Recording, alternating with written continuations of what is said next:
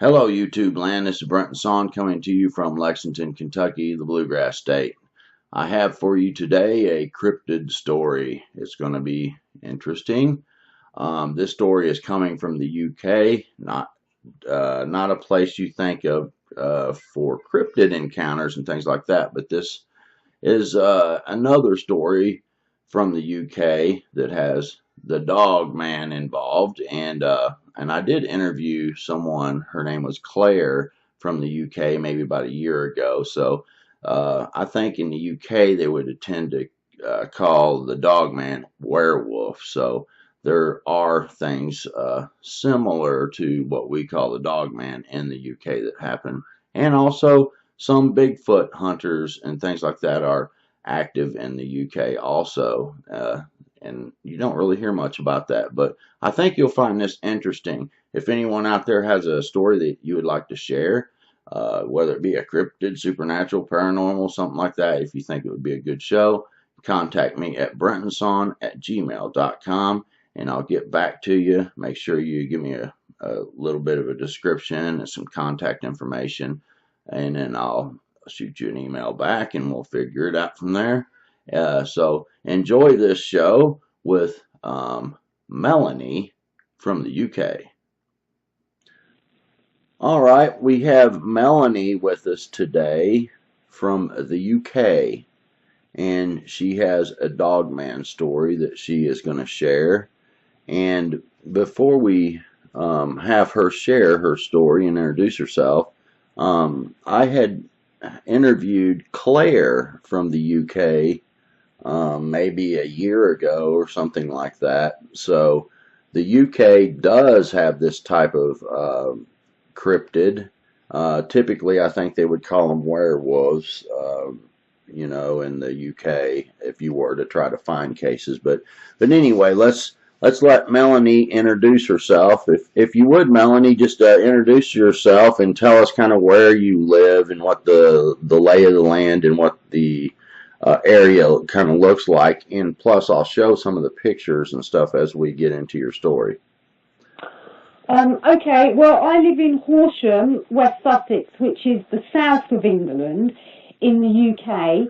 And where I live, in the Horsham area, although it's a small town, which is Horsham, all around it we're surrounded by fields, woodland, and it's very rural, with fields and little villages around the place.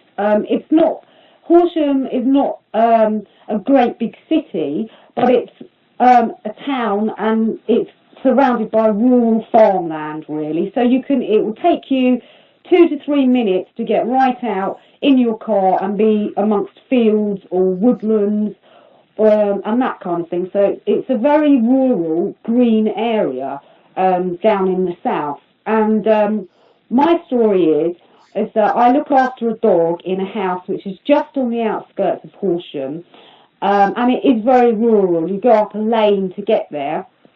And in March the 10th this year, I was looking after a dog, and I know the time of this because as I came in from this experience, it was 9:10. So this must have been about 9:05 on March the 10th this year. So it was dark and fairly wintry and cold. And anyway, so basically I'm in this house and I've let the dog out the back, and the garden's huge. And around this property is derelict farm buildings, which is like chicken sheds, an old empty farm house. And it's about 2 miles of kind of, derelict farmland and buildings. It's very rural. It's unkept land, so everything really grows around the fields around there. Very, very rural place. And so I'd let the dog out in the garden, which is fenced in. And I'd gone onto the patio door, which is a conservatory which leads onto the back garden. And I'd had the light on, so in the back garden you have some light thrown on the back garden. Not a lot. I mean, you could probably see about 20 foot of light. And so I whistled for the dog, to come back in. Now, she's 15 and she's pretty deaf, so it took me quite a few whistles. So I was standing on the back door, on the back step for at least 2 minutes. And then she finally arrived, and when she arrived, she had a bone which she dug up from the garden. And I'm the cleaner in this house, and I spoke aloud to her, and I said, "You're not bringing that in here on my clean floor." And I grabbed the bone from her mouth, and I hit it on the doorstep to get the mud out. And as I hit that bone on the doorstep, which is 50 foot away, where there's a 6-foot fence at the bottom of the garden, I just heard this snarling, growling, like I've never heard before. I don't know, it sounded like the devil growling, and it was loud. It was really, really loud. And so I froze, and I kept the bone in my hand, because the dog was transfixed on it. Now, she, fortunately, didn't hear this growling, and all she was transfixed on was this bone, which I just kept in my hands, thinking, well, she's safe, she's beside me. And this growling was snarling at me, and it was just evil. That's the only way I can explain it. It was completely evil. I froze. I had one step which I could have grabbed the dog and gone back into the conservatory, but I just froze. And my mind was going 10 to the dozen, thinking there's got to be some great big Rottweiler, probably 5 foot in front of me, to have had that loud growling like that, who's just about to, pounce. But I knew there wasn't any dog in the garden, and I looked, and there was nothing there. And then I could feel these eyes like kind of boring through me. And it was like, in my head, I'm a Christian, and so I just prayed. I didn't pray, I just thought, oh, Jesus. And the moment I thought, oh, Jesus, this thing, I can only think it's a werewolf, went, ugh, like it was disgusted at the name of Jesus. And then I heard 5 footsteps of this thing, and this was on 2 legs. 2 legs. I couldn't see anything, but it was on 2 legs, and it took 5 footsteps.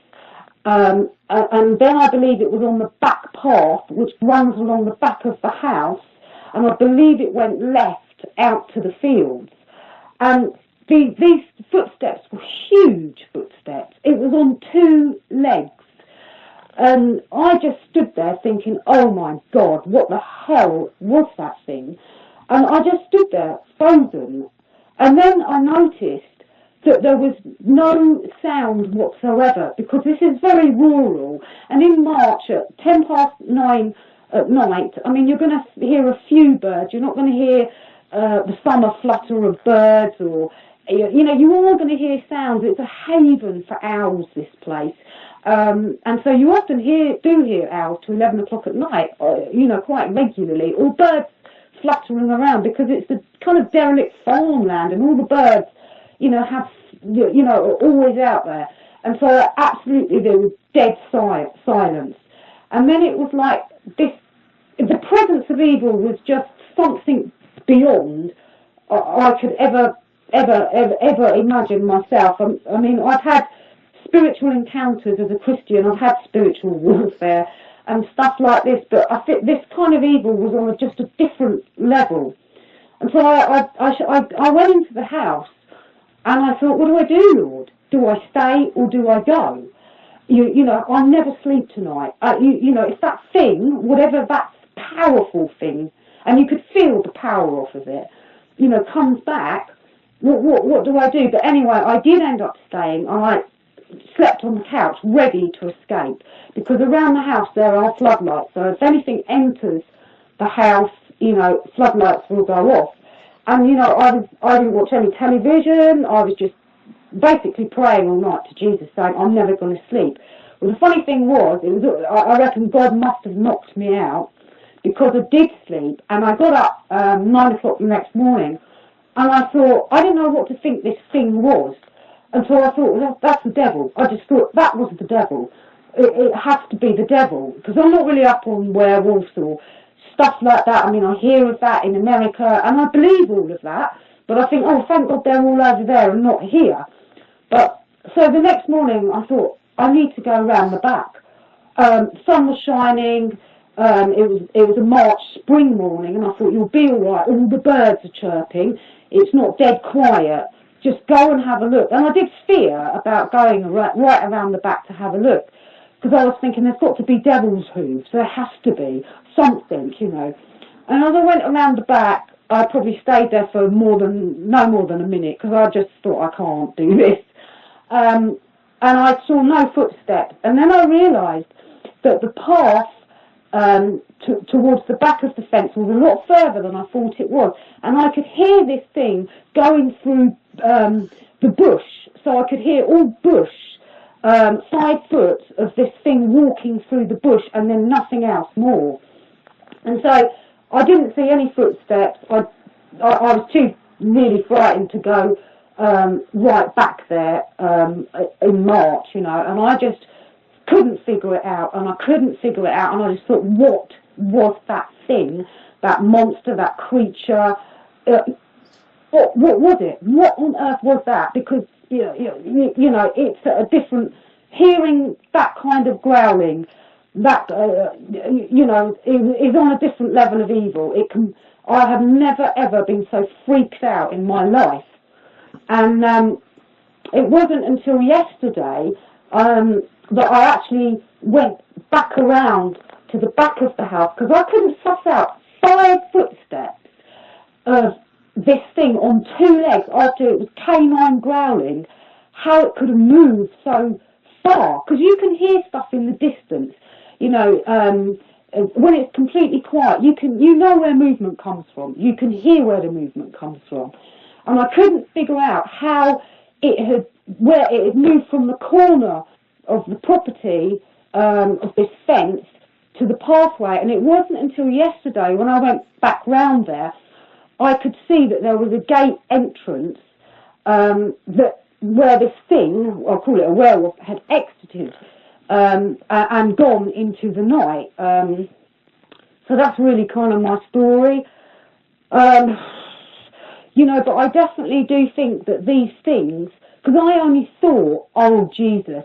And the moment I thought that, this thing went, as if it heard it, and it was disgusted, and I thought, you can't touch me. And that's when the footsteps, 5 huge footsteps in the brush went, and I just thought, you go. And, you know, I froze like crazy afterwards, and I thought, why on earth didn't I just run back into the house? But it's almost like when you call on the name of Jesus for anything, whether it's bullet prayers, that was panicking like crazy. It's like I really felt that he protected me. I didn't see anything. It was dark beyond that fence, and I am so glad I didn't see anything. But I could feel the power of this creature, werewolf, Dogman, which I'm convinced it is now, because I've asked the Lord for revelation, and he's given me so many little signs along the way, because if you ask God for revelation, he will give you that stuff. And I feel he's just given me so many signs to confirm to me that it was what you Americans call Dogmen. It definitely was that, and it is like, if ever you encounter one of those things, you know, whether you're a believer or not, just call upon the name of Jesus, because he is so faithful to you know, to help you in a situation like that. I didn't see this thing, and that growling was from 50, exactly, I measured it, exactly 50 foot away from me, and it felt like it was probably 10 foot. I thought there was something in the garden, and I knew there wasn't, but it felt so close, and it was a snarling growl, like it was just unnatural, completely unnatural, and it went away on 2 steps, not 4 legs, 2 steps. 5 steps, it was gone. And I've measured that distance, and I reckon it's I mean, the gate, the top of the gate is exactly 24 foot, and this thing went at a diagonal exit. It all made sense yesterday when I went right around the back and saw, because I was thinking, how on earth could it have gone through a brick wall? And I definitely do believe supernatural creatures can walk through walls. But but it made sense that there was a gate opening. But I felt it just went through thick bush, as if it was nothing. 5 huge steps, and I heard no more, because I think that's when it had gone onto the pathway. And that, to me, in my estimation, is at least 30 foot. That creature walked in 5 steps. And like I say, I thought it was the devil, because if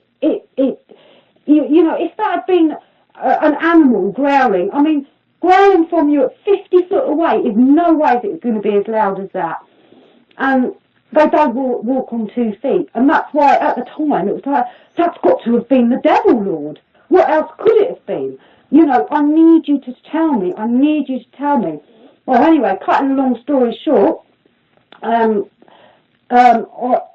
the end of May, I was reading a newspaper around somebody's house, and I don't buy newspapers, and it was the Sunday Express newspaper.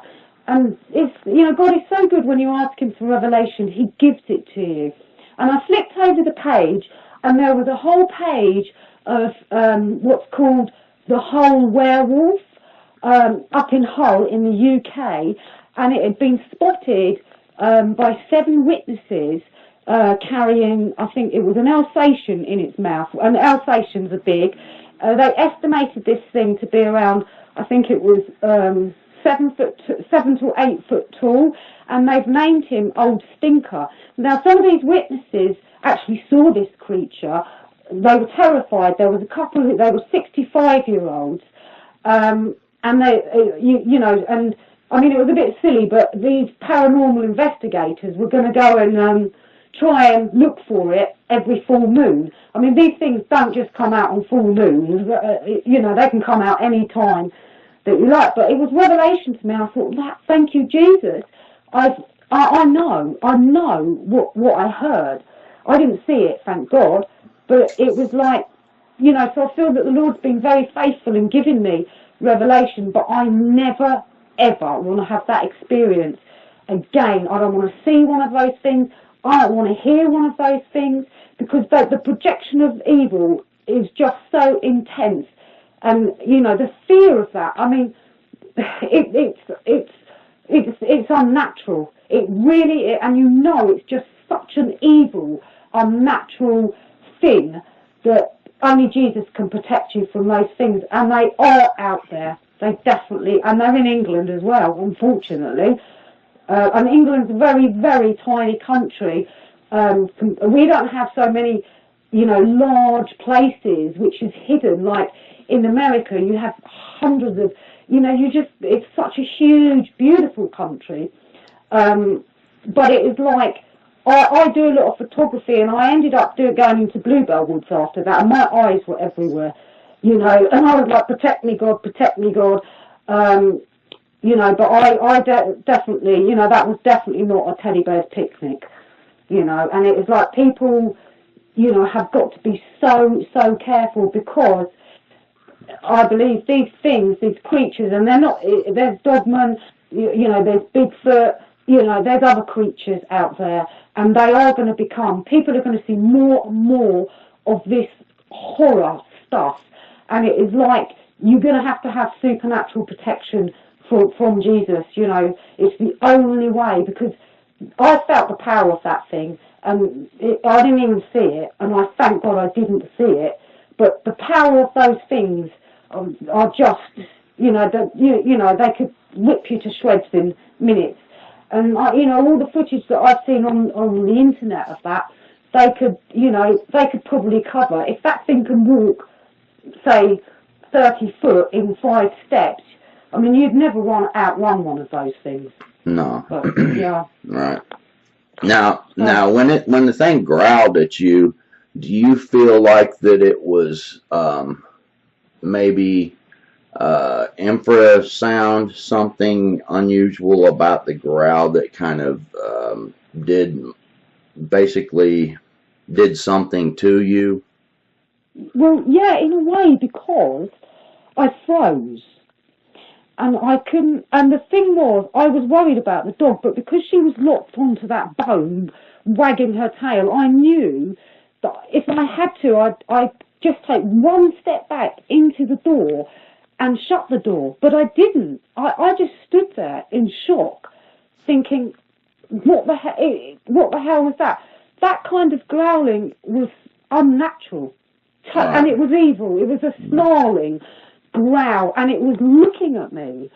And I couldn't see that thing, but I could feel it looking at me like, you know, at a cellular level, right through me.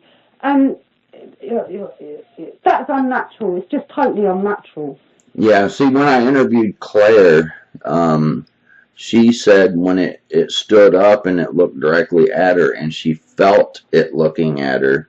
And so, yeah, there's something about the gaze of those things for sure. And but I was kind of wondering, because you were saying it felt like it was closer, so it seems like sometimes these things can make a sound, and they can project the sound directly onto a target, and then maybe a person 5 feet from you wouldn't even hear it, but you hear it and feel it. That's been reported many times, and I thought it was kind of strange how the sound can be so omnidirectional and are unidirectional and targeted and seem to have an effect. And there's many different types of effects people get. You know, sometimes it's fear, or sometimes it's a paralysis with fear, or maybe make someone sleepy or forget. Sometimes people forget and then they remember later. So it's quite extraordinary. And even I know of one case where he got hit with the growling, and then the growling sound turned into water running, and then it superheated his body. And actually, I've had a few stories where they felt like they were getting really, really hot, so they would be taking clothing off and, you know, folding it in one of the cases. But and Kurt Stokes, he says that he's got health problems today because it felt like it was microwaving his insides. So there seems to be a supernatural element to the ability to make sound, like the vocal cords are more angelic in nature. So very, very interesting. Now the footsteps, I can tell that really stood out to you. Covering 30 feet and 5 steps, that's a pretty good gait. You know, so you could tell that it was huge then, couldn't you? Yeah. And it's like, you know, if that, hypothetically, let's say, at the time I was thinking that's a Rottweiler in the garden, probably, you know, 10 foot away from me from that growling, and I knew that there was nothing there, and of course there wasn't anything there, and it was when I thought, oh Jesus, it went, ugh, and it didn't like that, and I felt it mentally, it knew my mind. And it was like, then it kind of went, ugh, like that, and huffed sort of thing. I'm not very good at doing that. And then there were 5 huge footsteps. Now, a dog does not make 5 huge footsteps through brush like that. No way. Absolutely no way. A human man would never have made those footsteps. It's just impossible. It was impossible. And what made it worse, when I thought afterwards, I heard that thing leave, but I never heard that thing enter the brush. And so it must have been there, because I'd let the dog out. The dog had been out for at least 10 minutes. And so the light was on, and it would have been projecting a little bit of light in the garden. And so that thing must have perhaps seen me let the dog out, and then I came, you know, 9:05 to whistled the dog back in. She didn't come at first, and when she did come, she was carrying this bone, and when I slammed it on, I started talking to her, and I slammed it on the step and said, "You're not bringing that in, making a mess on the floor." And it was at my voice when I said that, this growl, horrendous, snarling, growling, you know, was just, and these eyes were fixed on me, and it was like, oh my God, how long had that thing been there? I don't know, but it was, you know, and I never heard it enter. I heard it exit, but I never heard it enter. And after it had left, there was no sound, no birds. I mean, all birds' nests in the hedges along there, and owls. It was deathly quiet, deathly quiet. And it felt evil. It felt evil. It really felt evil. And then I was shaking when I got in, and all I could do was pray. And I said, I'm never going to sleep tonight, God. What do I do? Because I wanted to just get out of there and just take the dog and come back to my flat inside the town and just flee the place. But I thought, in another sense, no, why should I move? Kind of thing. Why should I go? This is my territory. God said we're supposed to have domain. But I absolutely was. I've never been that scared in my life. Right. Because I was thinking, what happens if it comes back? That's why I slept downstairs thinking, well, on the couch, I can just flee, get the dog in the car and just get out of there, kind of thing. But do you think do you think maybe it was waiting there for you to let the dog out? Maybe it was going to try to get the dog? Well, I really don't know, but you see, with the dog, she's deaf, and I thank God she is deaf now, but she's only a little cocker spaniel, so she's very small, like the size of a fox, really. And if all the years I've been looking after that dog for 15 years, 5 years in this other property. For instance, if you hear foxes, like you can hear them, they do their mating call, it's like a screaming. Have you ever heard foxes? Yeah.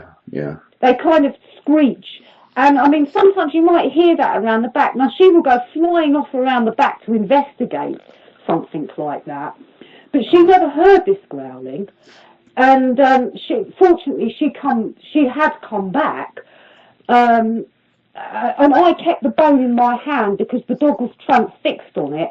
And I thought, well, I've got the dog. If this supposedly Rottweiler, which I thought at the time was in the garden, I can just grab her and go back in. But maybe that thing had, because she'd been out for at least 10 minutes out the back there.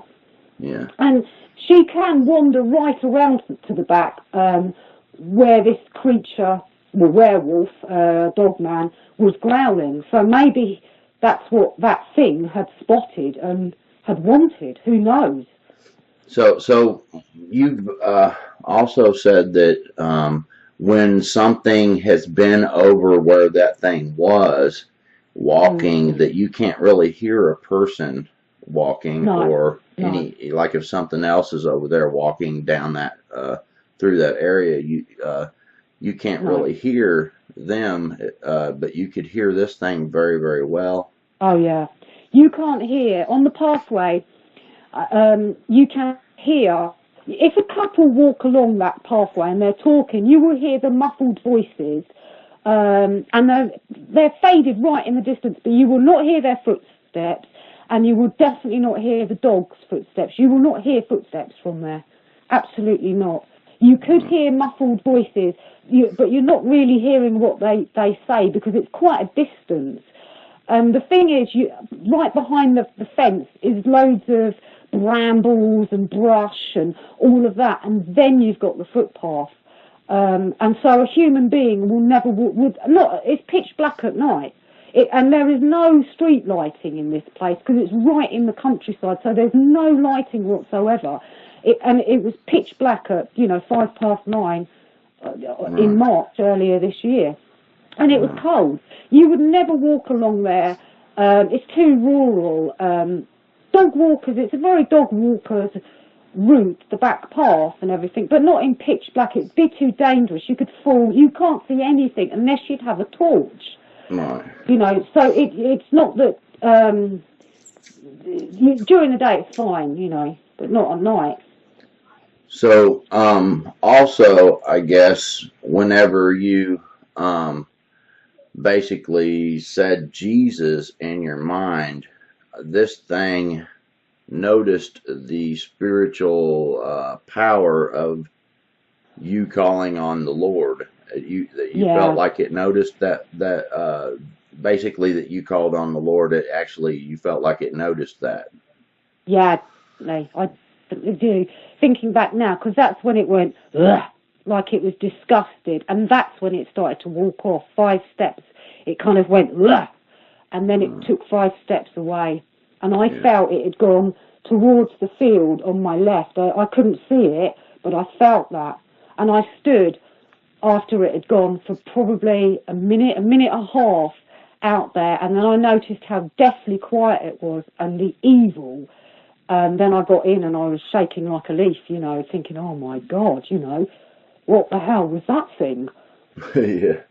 Yeah, it's amazing how they can make it completely quiet. Well, it's almost like, do you know what I thought, Brenton? I think, when the tsunamis happened, all the birds before that tsunami happened, people saying that there were no sounds because the birds knew and could hear the vibrations, or that something bad was going to happen, and there were no bird sounds before the tsunami. And I think that the creatures know that there's something evil, and just I think that they just know. Yeah. That Yeah. and they're quiet as anything, and that it was deathly quiet. I mean, you would have heard a few rustlings or birds and maybe a few owls around the place, but nothing, absolutely nothing. And it's almost to me as if the animals know and they're hiding and they're dead quiet. Yeah, that's I know that's very interesting because most people will even say even the insects don't make noise, and that I mean there would have to be something, some kind of presence, some kind of vibration, some type of infrasound or something. I mean, the insects don't just shut up. They don't care anything about a mammal predator, but something that can make even the bugs stop. Yeah. That's incredible, and Yeah. so there has to be something more to them, which I think it's I think that some of them are, I believe, Nephilim type, which would be a combination between a supernatural creature and something earthly combined, and then some of them I think are completely supernatural because there have been people who were involved in like high level satanic type things and summons demons, and they came forth and they were actually dogmen. They were and I've covered stories too where dogmen were in the house, tormenting people just the same as like a supernatural demonic entity or something like that would. A very fascinating stuff, and you're not the only one that says that they felt the presence of it and it felt evil. And quite a few people that have these encounters, they call on the Lord, and it seems to fend it off. So, I mean, that's a very interesting concept. It's almost it makes a good case for there being something supernatural, or at least partly supernatural, Nephilim or supernatural. Because your dog doesn't care too much, I don't think, if you call on the name of Jesus. Of course, I guess God could fend off any kind of predator if you were to call on his name, because he can do that. But it's very interesting stuff for sure. And anyway, is there anything else that you would like to say to the audience?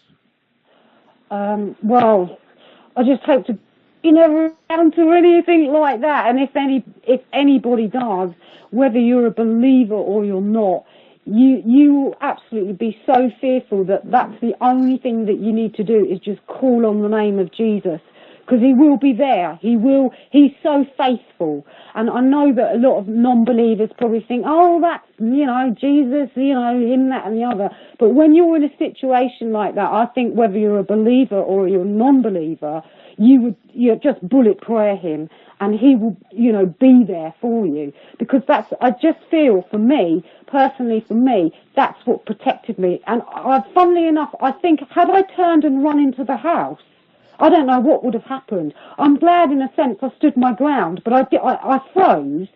But it's like, in a way, I think to have run from that thing, I mean, I didn't know what that was, but I just know that had so much power. That could have hopped up on the roof and over in no time, in absolutely no time.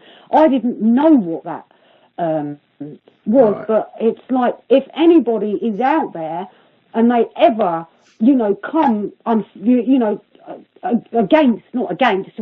come into contact with anything like that, you just, unless you've got bombs on you, you just need to call on the name of Jesus. Right. Because those things, there is something spiritual. And paranormal. I definitely felt, I didn't actually open my mouth. I just thought it in my head. And it huffed. And then it took 5 footsteps and left. And Right. I just feel that, I just feel in a way that it kind of knew my mind, in a sense, what I was thinking.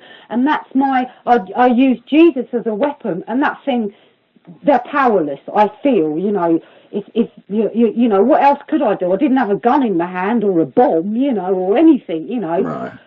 Yeah. Well, I don't think they can read your mind, but I think that when you called on the Lord, I believe there's a power, a spiritual power that wells up around you, because the Holy Spirit intercedes when you call on the name of Jesus. Yeah. So the presence of the Lord is what made it do that. That's my opinion. Yeah. But something certainly having to do with you calling on the name of the Lord, it knew it. And however that is that it knows. So that's a fascinating story. Yeah, and I agree. When you're in a situation, calling on the Lord is always the thing to do, because he's always able and willing, and he definitely, all things in heaven, on earth, and in the earth are subject to his name, and that's just the truth. And some people don't believe that, and that's their prerogative. But I'm telling you, if you're ever in a situation you don't know what else to do, if you call on the Lord, I believe that he will be there for you to show that you can trust him. So I thank you, Melanie, for sharing your story, and I'll be in touch with you when I get this ready to post, and we'll talk again. Does that sound okay? Yeah. Well, and thank you, Brenton, because if the problem is, you see, it's like, I've listened to your show, and people have had this stuff in them for 10 years and haven't told anybody, because there isn't a platform for it. And I am just blessed that I'm able to share this, obviously because of YouTube, and that there are people, because I would probably never share this with any of my Christian friends, or, because people, no way will people believe this. They just, it's like, you make it possible for a platform for people to express themselves that have unfortunately had horrifying. I mean, people have had much more horrifying stuff than what I have. I didn't even see the thing, and it was enough to, nearly do me in and that. But it's like it's helpful that there is a platform where people like you are exposing this, because it's going to get more and more prevalent on the earth. Right. And it's like, I've seen 2 black pumas, one driving alone in my car one at night. I had my camera with me. I stopped to take a picture, and the thing had gone. And then another time in town by the bins. But the thing, and obviously I did phone the police on both occasions, and they believed me, because they had been seen in the areas, these just black jaguar cats, And you can kind of think, well, they are normal. They're not. They are normal in the sense that they're not werewolves. They could have gotten out of the zoo. Somebody could have been breeding them, and then now they've made themselves in the wilds or whatever. But they are here as well. But they are not. I've never had that kind of fear like I had from this sort of fear of this canine growling. So there is stuff out there.